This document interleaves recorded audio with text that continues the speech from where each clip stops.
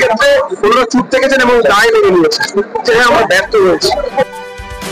এক একটা দিন এমন আসে সেদিন যা কিছু হয় সবকিছুই ভালো হয়। আজকে যেমন আলিপুর কোর্ট থেকে বেরোবার পর সন্দীপ ঘোষকে একেবারে সপাটে থাপ্পড়, সবাই প্রশংসা করছেন। 1986-তে সেই মারাদোনার মনে আছে, ইংল্যান্ডের বিরুদ্ধে হ্যান্ড অফ গড, হাত দিয়ে গোল করেছিলেন, সেটাকে নিজে বলেছিলেন হ্যান্ড অফ গড।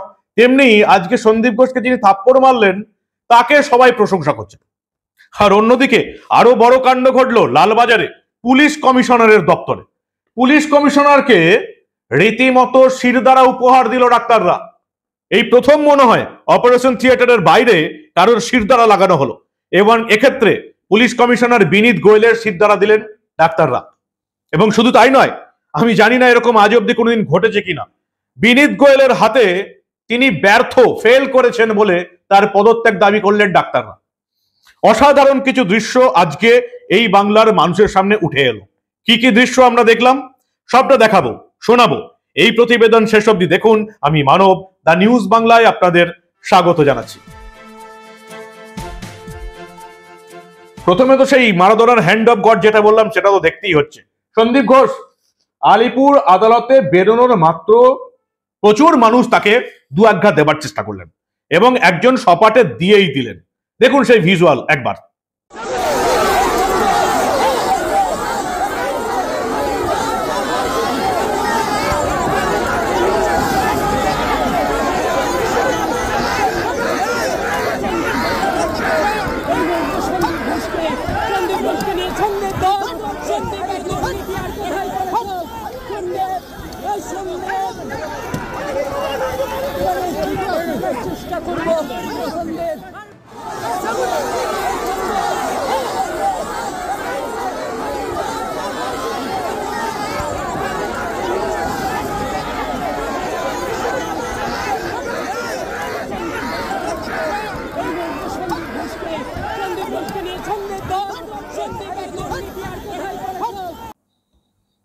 আর এই যে হাত, এই হাতের প্রশংসা করছে এই বাংলার প্রতিটি মানুষ।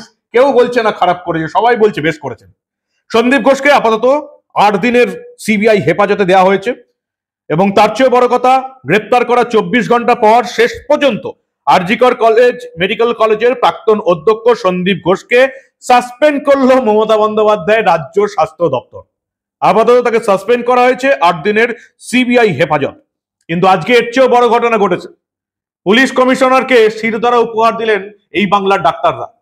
শুধু উপহার দিয়ে এসছেন লালবাজারে সেটাই বড় কথা নয়। আমার মনে হয় বিনীত গোয়েলের পিঠে ওটা সেলাই করে অপারেশন করে দিয়ে এলেই পারতেন। সেই ভিজুয়াল আমি আপনাদের দেখাবো। অসাধারণ একটা ভিজুয়াল যে আমাদের পুলিশ কমিশনার বিনীত গোয়েলকে শিরদাঁড়া উপহার দিচ্ছেন ডাক্তাররা এবং তার হাতে তিনি ফেল করেছেন বলে তারই পদত্যাগ চেয়ে তাকে ডেপুটেশন দেওয়া হলো। আগে সেই ভিজুয়াল দেখে নিন, তারপরে আপনাদের শোনাবো সেই চিঠিতে কি আছে। চিঠি এসে পৌঁছে গেছে আমার হাতে, দেখুন আগে সেই ভিজুয়াল।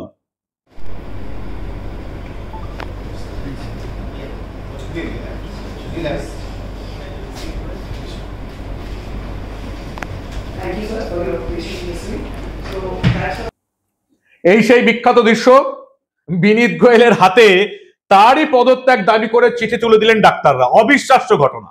এর চেয়ে লজ্জার ইতিহাস মনে হয় কলকাতা পুলিশের ক্ষেত্রে খুব কম এসছে। এবং এখানে চিঠি আমাদের কাছে এসে পৌঁছেছে।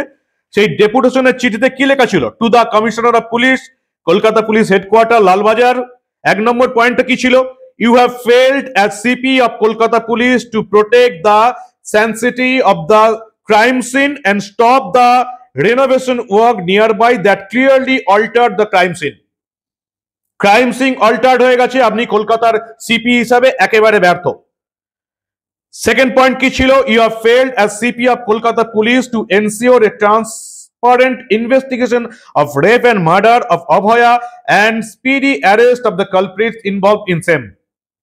আপনি এই অভয়ার তদন্ত করতে কিচ্ছু করতে পারেননি, ফেল করে গেছেন।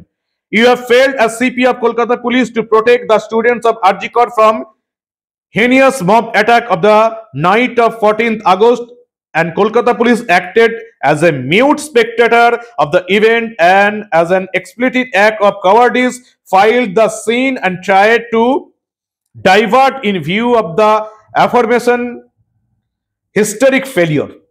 অর্থাৎ আপনি 14ই আগস্ট রাতে আরজি করে ডাক্তারদের রক্ষা করতে পারেননি, এটা আপনার historic failure in view of the, এটা দেখে we demand you to step down from the chair of police commissioner immediately. Received, police কমিশনারের দপ্তর থেকে পুলিশ কমিশনারের ইস্তফাপত্র দাবি রিসিভ করা হলো। এরকম অপমানকর দৃশ্য কলকাতা পুলিশের ইতিহাসে খুব কম এসছে। এবং তাকে একটা শিরদাঁড়া উপহার দিলেন ডাক্তাররা।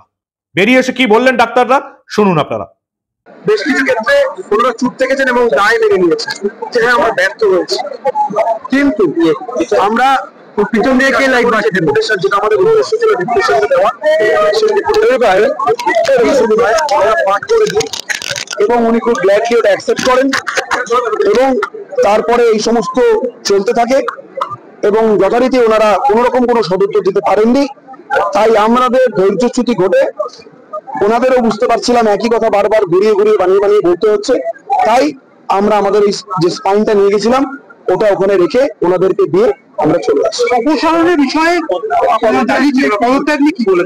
দেখুন, উনি বললেন আমার তো ট্রান্সফারেবল জব, আমি খুব খুশি হব যদি আমাকে এক্ষুনি এই মুহূর্তে এখান থেকে ট্রান্সফার করে দেন। আমাদের অবস্থান বিক্ষোভ এই মুহূর্তে উঠে যাচ্ছে, কিন্তু ন্যায় বিচারের যে আন্দোলন, সেই আন্দোলন 5 দফা দাবিতে যে আমাদের আন্দোলন, সেই আন্দোলন কিন্তু চলছে, এখনো চলবে। এবং আগামীকাল 4 তারিখ রাত 9টায় সমগ্র রাজ্যবাসী তথা দেশবাসীকে অনুরোধ করছি, আপনারা ঘরের আলো বন্ধ করে মোমবাতি নিয়ে, প্রদীপ নিয়ে বাড়িতে বা রাস্তায় আসুন এবং রাস্তায় নেমে মানববন্ধন তৈরি করুন। শিবির কাছ থেকে ঘুরে আসার পর তারা জানাচ্ছেন তারা রাস্তার আন্দোলন তুলে নিচ্ছেন। আরজি করে আন্দোলন চলবে, ধর্ণা চলবে যতদিন না অপরাধীরা সাজা পাচ্ছে।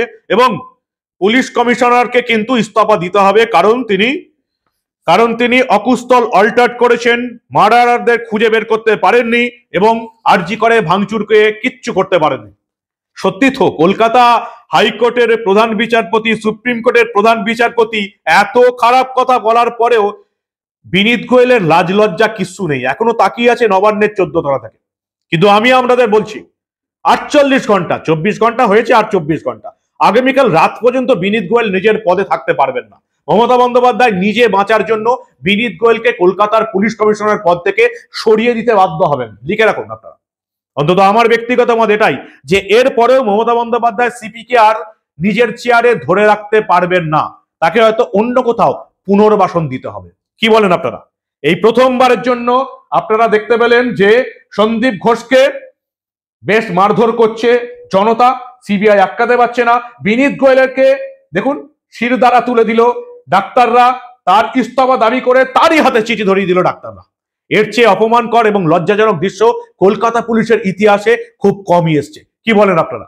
আপনাদের মূল্যবান এবং গুরুত্বপূর্ণ মতামত জানান দা নিউজ বাংলার কমেন্ট সেকশনে। আর দেখতে থাকুন দা নিউজ বাংলা, আমরা এই ধরনের কোনো ঘটনা চেপে রাখতে দেব না।